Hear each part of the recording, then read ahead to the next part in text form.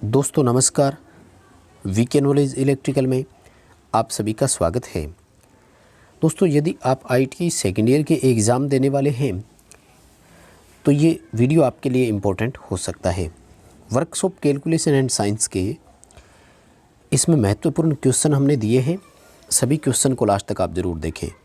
पूरा विश्वास दिलाते हैं कि आईटीआई एग्ज़ाम में आपको इनमें से काफ़ी क्वेश्चन देखने को मिलेंगे, इसलिए सभी ये इम्पोर्टेंट क्वेश्चन है और इनको लास्ट तक आप ज़रूर देखना। सभी क्वेश्चन का आपको कारण सहित हम उत्तर भी बताएंगे, लास्ट तक ज़रूर देखना। वीडियो पसंद आ जाए तो लाइक ज़रूर कर देना, अपने फ्रेंड्स को भी आगे शेयर इसे ज़रूर करना। आप हमारे चैनल पर नए हैं तो दोस्तों आप चैनल को सब्सक्राइब ज़रूर कीजिएगा। चलिए आज के क्वेश्चन से शुरू करते हैं।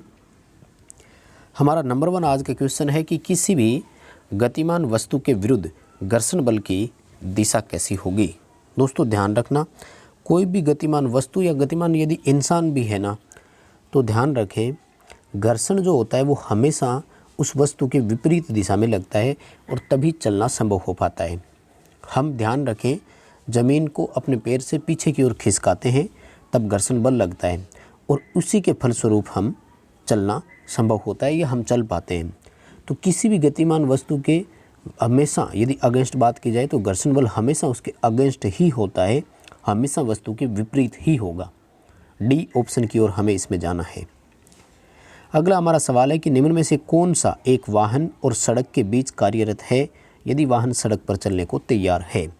दोस्तों हमारा चलना या व्हीकल का चलना तभी संभव होता है जब घर्षण बल मौजूद हो। यदि घर्षण नहीं हो तो चलना संभव नहीं होगा। उस समय केवल स्लाइडिंग होगी, फिसलन होगा या फिर हम यूँ कहें कि उड़ना संभव हो सकता है, लेकिन चलना संभव तभी होता है जब घर्षण मौजूद हो। बी ऑप्शन की ओर हमें इसमें जाना है। अगला हमारा सवाल है, स्थिर अवस्था में दो वस्तुएं एक दूसरे के संपर्क में है, बताइए उनके बीच में कौन सा घर्षण है। देखिए कांस्टेंट कंडीशन है, दोनों ही नहीं चल रही लेकिन फिर भी दोनों एक दूसरे के संपर्क में है। दोस्तों दो वस्तुओं का संपर्क में रहना भी घर्षण के कारण ही संभव होता है, ये ध्यान रखें। यानी यदि उनके बीच में घर्षण है तो ही वो एक दूसरे के साथ कांटेक्ट में रह पाएंगे, अदरवाइज़ नहीं। लेकिन यदि वस्तु कांस्टेंट भी है तो फिर किस प्रकार का घर्षण होगा, तो कांस्टेंट ही घर्षण होगा, स्थैतिक घर्षण होगा स्थिर अवस्था में, क्योंकि वो स्टैटिक कंडीशन में है इसलिए स्टैटिक फ्रिक्शन हो जाएगा। सी ऑप्शन के साथ हम इसमें जाएंगे। अगला हमारा सवाल है कि ल्यूब्रिकेशन का पर्पज़ क्या होता है, उद्देश्य क्या होता है। दोस्तों स्नेहक जो होता है ये रोटेटिंग पार्ट वाली मशीनों में, जैसे मैं आपको अपने इलेक्ट्रिशियन में है तो मोटर का एग्जांपल दूं, मोटर में बेरिंग होता है, बेरिंग के साथ घर्षण होता है दोस्तों, इसलिए हमें बेरिंग में ग्रीस डालना होता है और वो ग्रीस जो होता है वो ल्यूब्रिकेशन का ही वर्क करता है। कुछ जगह हमने देखा है कि ल्यूब्रिकेशन के लिए ऑयल का यूज भी किया जाता है। तो जो ल्यूब्रिकेशन होता है उसका पर्पज़ यानी उद्देश्य या काम, उसका काम होता है घर्षण को कम करना ताकि वो इक्विपमेंट प्रॉपर चल सके। इससे उस इक्विपमेंट की लाइफ भी बढ़ती है और एफिशिएंसी भी बढ़ती है। डी ऑप्शन की ओर हम जाएंगे, घर्षण कम करना स्नेहक का उद्देश्य होता है। दोस्तों क्वेश्चन आपको इजी लग रहे होंगे लेकिन आईटीआई के लेवल के हैं और बिल्कुल इसी तरह के क्वेश्चन आपको एग्ज़ाम में देखने को मिलेंगे। ये हम आपको विश्वास दिला रहे हैं। आप इन क्वेश्चंस को अच्छे से पढ़कर ज़रूर जाएं, आपको एग्ज़ाम में ये क्वेश्चन देखने को मिल सकते हैं। अगला हमारा सवाल है कि जो वस्तुओं के गुरुत्वाकर्षण केंद्र को प्रभावित करता है यानी सेंटर ऑफ ग्रेविटी जो होता है ना किसी भी चीज़ का, तो दोस्तों ध्यान रखें किसी भी वस्तु के ग्रेविटी का जो सेंटर आता है वो उसके मास यानी द्रव्यमान के अकॉर्डिंग आता है, इसलिए वस्तु का द्रव्यमान ही उनके सेंटर ऑफ ग्रेविटी को डिसाइड करेगा, सेंटर ऑफ ग्रेविटी को अफेक्ट करेगा, प्रभावित करेगा। अलग अलग वस्तु का अलग अलग द्रव्यमान होता है इसलिए उनका अलग अलग सेंटर ऑफ ग्रेविटी भी होता है। अगला हमारा सवाल है, उस बिंदु का नाम क्या है जिस पर एक बॉडी का, किसी ऑब्जेक्ट का, किसी वस्तु का कंप्लीट भार समाप्त हो जाता है। दोस्तों उसको गुरुत्वाकर्षण केंद्र सेंटर ऑफ ग्रेविटी बोलते हैं। जैसे हम भार की यदि बात करें दोस्तों तो भार जो होता है वो स्थान परिवर्तन के साथ बदल जाता है और वो गुरुत्वाकर्षण केंद्र पर हमेशा शून्य होता है। मैं आपको एग्जांपल देना चाहूँगा, मान लीजिए कि कोई 2 किलोग्राम का बुक था, यदि आपने हाथ में उसको उठा रखा है तो आपको उसका वज़न लगेगा क्योंकि वो अपने सेंटर ऑफ ग्रेविटी में नहीं है। लेकिन यदि आप उस वस्तु को ज़मीन पर रख देते हैं तो आपके लिए उसका भार शून्य हो गया, ये उसका सेंटर ऑफ ग्रेविटी था। तो जहाँ उस वस्तु का भार समाप्त हो जाता है वह सेंटर ऑफ ग्रेविटी के नाम से जाना जाता है।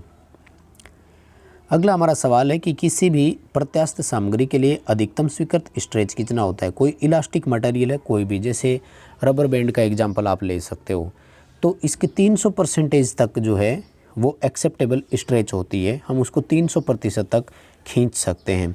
उसके बाद में उसकी प्रत्यास्थता सीमा समाप्त हो जाती है और प्रत्यास्थता सीमा के बाहर वो कभी भी टूट सकता है। ज़रूरी नहीं कि वहाँ पर वो इलास्टिक रहेगा, क्योंकि प्रत्यास्थता सीमा के अंदर ही जो प्रतिबल हमने लगाया था वो विकृति के समानुपाती होता है। यंग मापांक और हुक का नियम यही था। अगला हमारा सवाल है कि माप में परिवर्तन और उसकी प्रारंभिक माप का अनुपात, डायमेंशन में वेरिएशन और उसकी ओरिजिनल डायमेंशन, विमाओं में परिवर्तन और वास्तविक विमा का अनुपात, इसी का नाम विकृति है। इंग्लिश में इसे स्ट्रेन कहा जाता है। माप में परिवर्तन और वास्तविक माप में का अनुपात जो होता है वो विकृति है। और विकृति 3 तरह की होती है कि लंबाई में हुआ, किस तरह से हुआ, अलग अलग होती है विकृति भी। अगला हमारा सवाल है कि प्रतिबल किसका अनुपात है। तो जो प्रतिबल जो होता है वो भार और क्षेत्रफल का होता है दोस्तों, ठीक है, L/A होता है। लोड और एरिया का रेशो होता है, उसे प्रतिबल बोलते हैं। यानी आपने कितना भार उस पर लगाया और उसका एरिया कितना था। ए ऑप्शन के साथ हम इसमें जाएंगे। अगला सवाल है कि रिवेट्स पर कौन सा बल कार्य करता है। दोस्तों रिवेट जो होता है वो 2 वस्तुओं को बांधे रखने का काम करता है। लेकिन जब हम रिवेट को ओपन या इसके कंप्रेस की बात करें दोस्तों, तो उसमें शेयरिंग होता है, कर्तन फोर्स बोलते हैं हिंदी में इसको, काटने वाला बल। जब आमने सामने या विपरीत दिशाओं में 2 बल कार्य करते हैं तो वो शेयरिंग बल कहलाता है, कर्तन बल का नाम उसमें दिया जाता है।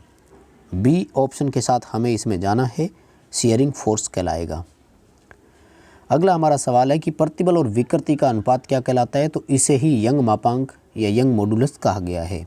प्रतिबल बटे विकृति का जो रेशियो आता है यंग मापांक या यंग मॉडुलस के नाम से इसे जाना जाता है। अच्छी परिभाषा है, एग्ज़ाम की दृष्टि से आप इसे पढ़कर ज़रूर जाएं और इसके ऑब्जेक्टिव क्वेश्चन को आप अच्छे से याद करके जाएं। अगला सवाल है ऊष्मा उपचार विधियों को लेकर। ये भी अच्छा क्वेश्चन है दोस्तों, आ सकता है एग्ज़ाम में, इसलिए ध्यान रखें कि ऊष्मा उपचार की प्रक्रिया की जो विभिन्न विधियां हैं वो कौन कौन सी है। तो सिंपल है, आई थिंक सबको याद भी होगा। एनिलिंग, नॉर्मलाइजिंग, हार्डनिंग और टेम्परिंग, 4 प्रकार की ऊष्मा उपचार की विधियां होती है। इसके 4 भिन्न भिन्न तरीके होते हैं। ए ऑप्शन के साथ हम इसमें जाएंगे। अगला सवाल है कि ऊष्मा उपचार के विभिन्न चरण कौन कौन से होते हैं। दोस्तों हीट ट्रीटमेंट के लिए हमें सबसे पहले उस मटेरियल को गर्म करना होता है, यानी फर्स्ट स्टेप जो होता है वो हीटिंग होता है। जो दूसरी जो स्टेप होती है वो आती है उसकी सोकिंग यानी उसको पकाना या थोड़ी देर वहीं पर रोके रखना। और क्वेंचिंग ये होता है उसे तीव्रता से ठंडा करना। सी ऑप्शन की ओर हमें जाना है। ऊष्मा उपचार के लिए विभिन्न स्टेज है, सबसे पहले हीटिंग, फिर सोकिंग, फिर क्वेंचिंग। नेक्स्ट हमारा क्वेश्चन है कि प्रतिबल और विकृति दूर करने के लिए प्रयुक्त ऊष्मा उपचार की विधि का नाम क्या है। किसी भी वस्तु में आए उसके प्रतिबल और विकृति को अगर हटाना है तो इसके लिए प्रोसेस होती है एनिलिंग नाम की प्रोसेस को अपनाया जाता है। अगला सवाल, एस्टीमेट विवरण तैयार करते समय मुख्य कारक जिसका विचार किया जाने वाला आवश्यक है वह निम्न में से कौन सा है। यानी हमें किसी भी वस्तु का एस्टीमेट यदि तैयार करना है तो उस मटेरियल का ब्रांड, कंपनी नेम लिखा जाना जरूरी होता है दोस्तों। उस सामग्री का शेप कैसा है कोई ज़रूरी नहीं होता, सामग्री कितनी मात्रा में है, कितनी उपलब्ध है और इसका ट्रांसपोर्टेशन कैसा रहेगा कोई आवश्यकता नहीं होती है, सामग्री का लोकेशन कैसा है इसकी कोई आवश्यकता नहीं है। लेकिन ब्रांड नाम होना ज़रूरी है, क्योंकि ब्रांड के नाम से ही कोई चीज़, मान लीजिए कि हम परचेज भी करते हैं तो आप जैसे बुक की अगर अपन बात करें तो जैसे निम्मी का बुक हो गया, जैसे अरिहंत का बुक हो गया, तो अलग अलग तरह से हम उसको परचेज करते हैं, ये ब्रांड नेम में ही आता है। अगला हमारा सवाल है कि प्रत्यास्थ सीमा के अंदर प्रतिबल विकृति के समानुपाती होता है, ये कथन किसका है। इसे हुक का नियम कहा जाता है। बहुत इंपॉर्टेंट क्वेश्चन है दोस्तों, इसे याद रखें। उन्होंने ये कहा था कि प्रत्यास्थ सीमा के अंदर, प्रत्यास्थ सीमा क्या होती है कि किसी भी वस्तु को हम इतना खींचें कि वो बिना टूटे लंबी हो जाए, यानी उसके आकार में परिवर्तन हो जाए, और छोड़ देते हैं तो वापस अपने मूल आकार में आ जाती है, ये कहलाता है इलास्टिक। तो उसको अपनी प्रत्यास्थ सीमा के अंदर हमने खींचा, यानी प्रतिबल उसमें आया तो विकृति के समानुपाती होगा हमेशा, ये हुक ने कहा था। ए ऑप्शन सही रहेगा। अगला हमारा क्वेश्चन है, अल्टीमेट स्ट्रेस और वर्किंग स्ट्रेस का अनुपात क्या कहलाता है, यानी चरम प्रतिबल और कार्यकारी प्रतिबल। उच्चतम प्रतिबल और कार्यकारी प्रतिबल, तो इसे फैक्टर ऑफ सेफ्टी, सुरक्षा गुणांक के नाम से जाना जाता है। ए ऑप्शन इसके लिए सही रहेगा। दोस्तों ये थे 17 क्वेश्चन आज की इस वीडियो में। वीडियो पसंद आए तो लाइक ज़रूर करें और कमेंट करके हमें ज़रूर बताएं क्वेश्चन आपको कैसे लगे। जितना आपका रिस्पॉन्स हमें अच्छा मिलेगा, यानी लाइक शेयर और कमेंट्स इस पर आएंगे, तो हम और आपको वीडियो देने का प्रयास करेंगे। अपने फ्रेंड्स को आगे शेयर ज़रूर करो ताकि वो भी देखें और हमें बताएं कि उनको ये तरीका कैसा लगा। चैनल पर नए हो तो चैनल को सब्सक्राइब जरूर करें। इन 17 क्वेश्चन को आप अच्छे से ज़रूर पढ़ कर जाएँ। विश्वास दिलाते हैं एग्ज़ाम में आपको ये क्वेश्चन देखने को मिल सकते हैं। वीडियो को लाइक करना ना भूलें, शेयर ज़रूर करें।